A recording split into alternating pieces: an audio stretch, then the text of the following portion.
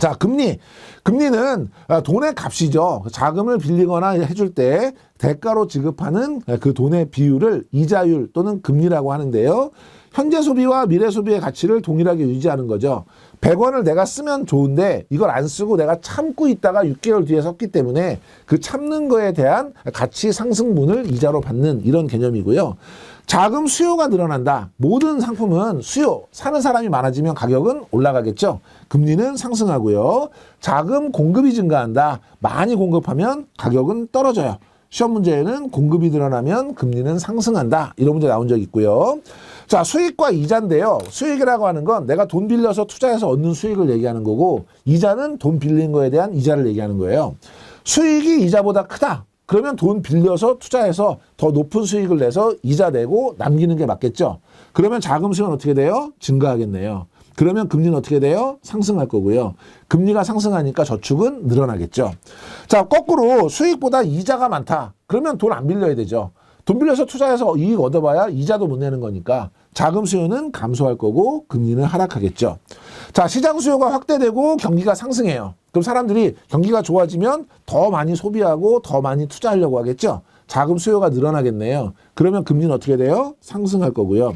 시장이 위축된다. 그러면 거꾸로 이번에는 돈 안 쓰려고 그러고 투자 안 하려고 하겠죠. 자금 수요가 감소하겠네요. 금리는 하락하고요. 금리 변동은 자금의 수요 공급 규모로 결정이 되고요. 필요한 부분에 적절히 배분해주는 자금 배분의 역할을 한다. 그래서 금리가 올라가면 저축이 증대가 되고요. 저축이 증대가 되면 기업의 투자는 상대적으로 감소하죠. 왜 감소해요? 금리가 올라가게 되면요. 기업 입장에서는 똑같은 매출을 했을 때 이자 부담이 커지니까 영업이익이 줄어드는 거예요. 그러니까 자금을 빌려서 투자하거나 하는 것들을 줄이는 거죠. 밑에 보니까 금리 인상은 기업의 투자를 증가시키는 효과를 가진다. 금리가 올라가면 이자 부담이 커지니까 기업의 투자는 증가하는 게 아니라 감소하는 효과가 나타나겠죠. 자, 금리 종류입니다. 명목금리, 실질금리인데요. 명목금리는 뭐냐면 눈으로 보이는 금리예요. 실질금리는 뭐냐면 여기서 물가 상승률을 빼준 거죠. 명목금리가 3%, 오, 높네. 근데 물가가 2.5% 올랐어요. 그러면 내가 예금해가지고 그 이자 받아봐야 물가 올라간 거 빼고 나면 0.5%밖에 안 되는 거죠. 요게 실질금리예요. 그래서 명목금리는 물가를 고려하지 않은 것이고 실질금리는 물가, 기대 인플레이션율을 뺀 금리입니다. 뺀도 중요하고 물가도 중요합니다. 시험 문제에는 명목금리는 실질금리에서 기대 인플레이션을 차감해서 계산한다라고 했는데 요건 앞뒤가 바뀐 거죠. 실질금리는 명목금리에서 차감해서 계산하는 거고요. 명목금리가 높더라도 물가 상승이 높으면 금리는 하락하는 거죠. 명목금리가 5%인데 물가 상승률이 4.8%가 되면 오히려 0.2%로 실질금리는 떨어질 수 있는 거고요. 자, 밑에 표면금리와 실효금리. 이거는 표면금리는 눈에 보이는 금리라면 실효금리는 내 손에 쥐어지는 금리를 얘기해요. 예를 들면 3%짜리 이자 1년에 3%짜리와 5%짜리가 있어요. 이게 표면금리예요. 그럼 누가 더 유리해 보여요? 5%가 유리해 보이죠. 근데 3%짜리는 그냥 일반 과세고요. 일반 과세고 5%짜리는 일반 과세고 3%짜리는 비과세예요. 그러면 누가 더 유리해요? 아직은 계산을 해봐야 되니까 누가 유리하다고 이야기할 수는 없지만 비과세가 과세보다 훨씬 더 유리하죠. 5%는 달리 이자를 그때그때 주는 걸로 달리로 우리가 불이가 되지만 3%는 복리로 불이가 돼요. 그러면 누가 더 유리해요? 계산해 보면 오히려 3%가 유리할 수도 있죠. 막상 계산을 했더니 세금까지 다 띄고 이자까지 다 계산해서 최종적으로 내 손에 쥐어지는 게 3%짜리는 2.8%를 받을 수 있고요.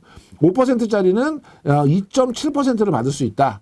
표면금리는 위에 5%가 높지만 이것저것 다 계산해서 금리 불이 방식이라든지 세금이라든지 다 계산해서 실제 쥐어지는 건 얘가 유리할 수 있죠.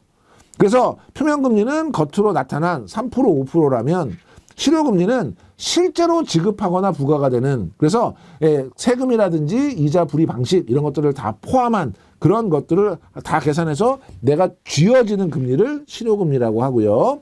표면금리가 동일하더라도 이자 계산 방법 등에 따라서 실효금리는 달라질 수 있는 거죠. 밑에 보면 두 예금의 표면 금리가 동일하면 실효 금리도 동일하다? 아니고요. 달라질 수 있고요. 물가 변동 고려 여부를 기준으로 표면 금리와 실효 금리로 구분된다라고 했는데 지금 물가 변동에 따라서 구분하는 거는 표면 금리, 실효 금리가 아니라 명목 금리, 실질 금리죠. 그러니까 이거는 틀린 지문이에요. 시험 문제에 실질 금리를 쭉 설명해 놓고 얘를 실효 금리라고 한다. 반대로 실효 금리 설명해 놓고 실질 금리라고 한다. 이런 문제도 여러분 대비하시고요.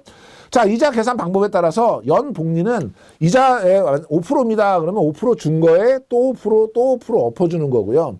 6개월 복리, 월 복리, 복리 같은 경우는 엎어주는 건데 기간을 6개월 단위로 엎어주느냐, 아니면 월 단위로 엎어주느냐, 아니면 연 단위로 엎어주느냐. 계산해보면 이렇게 계산되거든요. 우리 이제 미래가치를, 우리 미래가 이제 퓨처잖아요. 그래서 퓨처 밸류를 미래가치라고 해요. 그러면 얘는 어떻게 되냐면, 현재 가치, 프레젠트 밸류, 지금 현재 돈에다가 1 플러스 R, 요거 계산하면 어떻게 돼요? PV 곱하기 1% 하면 원금이고요. PV 곱하기 R 하면 이자가 나오는 거죠. 이게 1년치 이자거든요. 근데 거기에 다시 1 플러스 R, 다시 1 플러스 R이니까 기간 N승 이렇게 표현을 합니다. 그런데 요건 1년 기준이에요. 그러면 6개월 복리를 계산한다. 그러면 요 이자율은 1년짜리 이자니까 얘를 2로 나누어 줘야 되죠. 6개월치니까.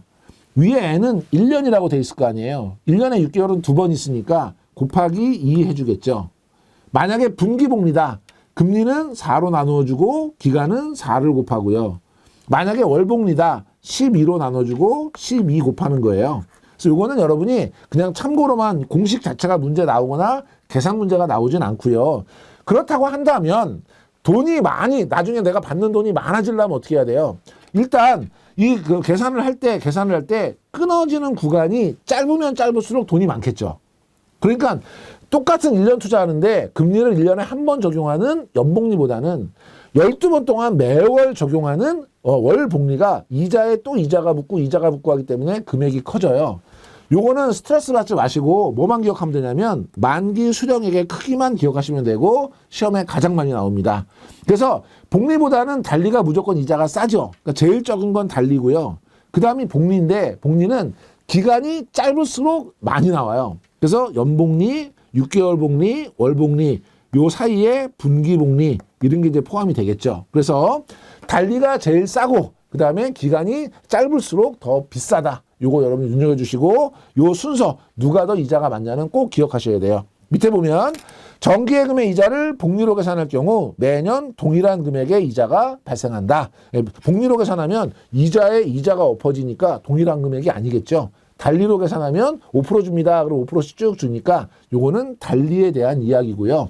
다음 중 만기 수령액의 크기가 큰 순서대로 바르게 연결한 것은 이런 문제도 많이 나오기 때문에 요 밑에 있는 제가 별표 쳐드린 부분은 꼭 기억해 주시기 바랍니다. 첫 번째 시간은 이렇게 정리하도록 하겠습니다. 이번 시간 강의 들으시느라고 수고 많이 하셨습니다.